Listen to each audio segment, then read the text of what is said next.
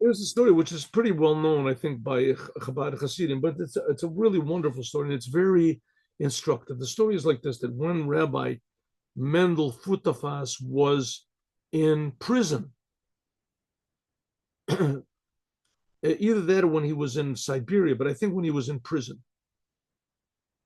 So he was in prison for a while before they sent him to Siberia. He was in Siberia for like 7 years.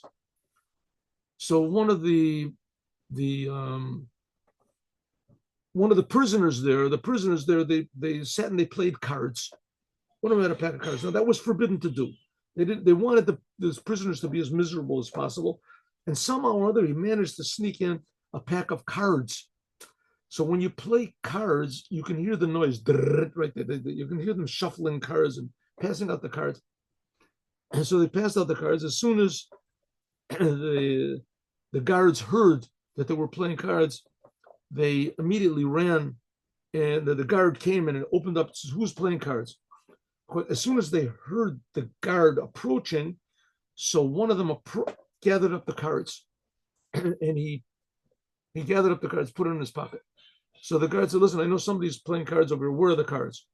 He says, "We don't know what you're talking about." So the guard made a sort of a search, couldn't find the cards. He said, "Listen, you guys are fooling me. I heard cards." I said, "Cards? You heard cards? We would play cards." And so he left. As soon as he left, they started playing cards again. So the guard came back in again, and this time he made a more thorough search. Everybody had to stand, and he searched everybody, and he left. He couldn't figure out what was going on. "I'm sure that I heard cards." As you're hearing things, maybe you've been drinking too much. The next time he thought, well, we won't take so much time. So the next time he was just waiting to have his back turned to the door. He put his chair next to the bars. So they were playing cards again. Immediately he turned around, ran inside, and he checked them, and they weren't playing cards. Couldn't figure it out. So he said, "Okay."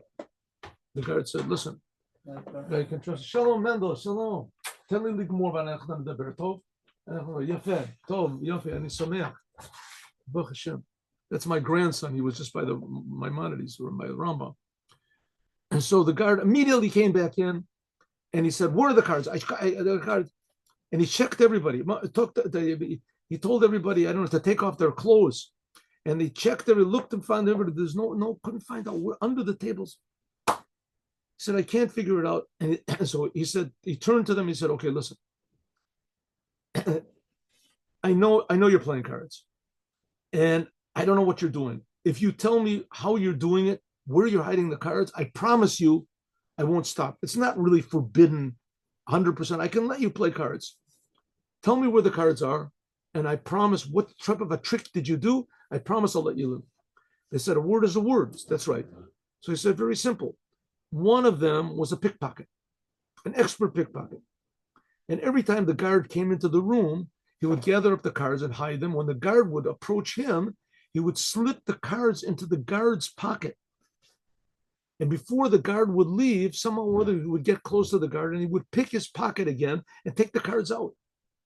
So that's how I did it. The reason you didn't find the cards was because the cards were on you all the time. So what do we learn from the story? That a lot of times the bad that we search for is really, in fact, on us.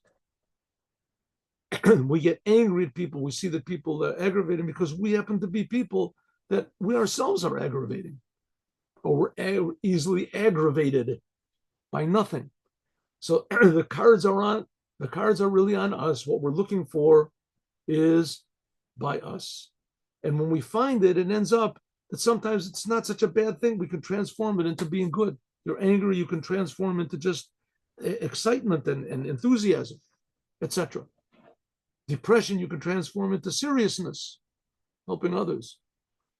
But the cards are on us. Have a good Shabbat with Mashiach now. God willing, hope to see everybody at 8 o'clock in the morning on Sunday. Shabbat Shalom.